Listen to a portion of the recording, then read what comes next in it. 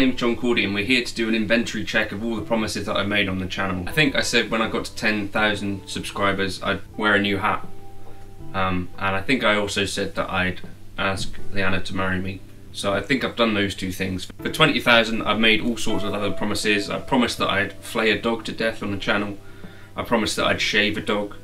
I promised that I'd get a new hat. I've done that. A bunch of other things that I'm going to have to just apologise for and say it was all just a ruse to get to 20,000 subscribers. So thanks for that. Now that we're here, we'll just carry on as normal, shall we? One of the things that I see people asking about when they're talking about the incoming quad cortex, which I guess is still kind of imminent, although we don't really know, maybe February, March, something like that could be coming to us normal people. One of the things that people seem to notice that there's a metal focus in the neural DSP world, and I think that's fine, and I just wanted to talk about maybe why that is, and then show you that it's not really all they're focused on, because like the Cory Wong plugin, for instance, can definitely do some clean tones and it's not all heavy stuff. So if you're worried about that, you probably don't need to be worried, because I think they've got some of the other stuff handled pretty well too.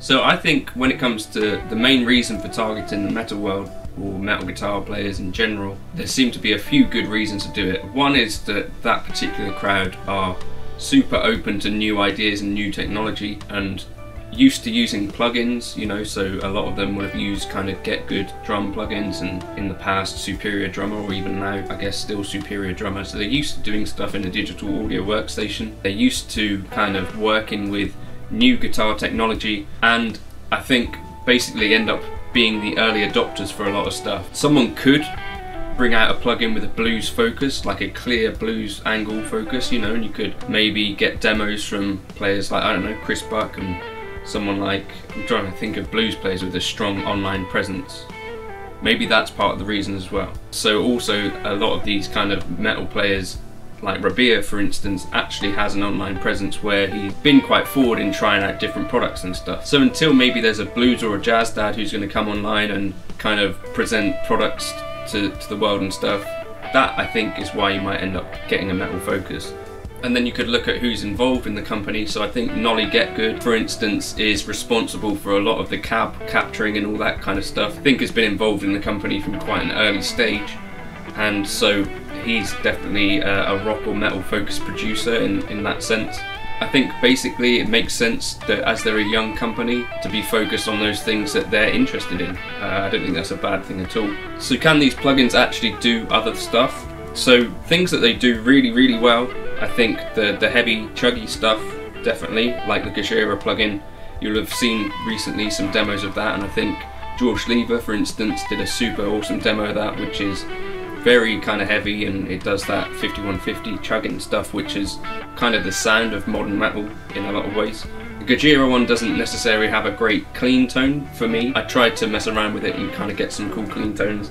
Josh Della Victoria's clean tone was like that crystal clean Pliny type vibe, which is very much like a very modern sound, not necessarily gonna convince many blues dads. But the Cory Wong plugin I think has quite a lot of versatile clean tones, whether that's the console one or the more dumbly focused one I think it's supposed to be. And even in the Gojira plugin, if you turn the PV down, the gain down to about 1 or 2, and clean up on the guitar, you can get some interesting tones I think out of it. I think really the point of this video is just to say I think there is some versatility there. Obviously I've got nothing to do with Neural DSP, I just like to be involved in sort of trying out plugins and stuff like that, and you know, I tried out the Amplitude stuff, and I tried out a Helix, tried out a Kemper, tried out an FM3, tried out real amps. Hopefully when the real Quad Cortex does hit, we'll be able to kind of continue with some of these demos. If you are interested in grabbing any of the tones that I've been playing through any of my Neural DSP demos, feel free to use the Buy Me a Coffee link and say gotcha or something like that, and I'll send you out Neural DSP presets that I'll put into a Google Drive folder for you if you want them. The future's bright, the future's too bright, it's overexposed if anything. The other cool thing about the Neural DSP stuff is that we can sort of trial the Quad Cortex before it's here. I mean, they've said that the algorithms in the plugins and the algorithms in the actual device, they're not going to be dissimilar. What's dissimilar is the hardware that's between them, so maybe we'll get some different kind of feel stuff out of the real unit. I think it's cool to be able to, you can do a 2-week trial of any of the plugins and you can get a sense yourself for whether you think you're going to get on with that or not. And I think even for some kind of blues players or players that aren't so focused on the heavy stuff, if you check out maybe Pliny or Cory Wong, those ones I think are pretty versatile and might get you some tones that you dig. Thank you for stopping by. If you want to like and subscribe you could, and I'll catch you for another video soon. Cheers.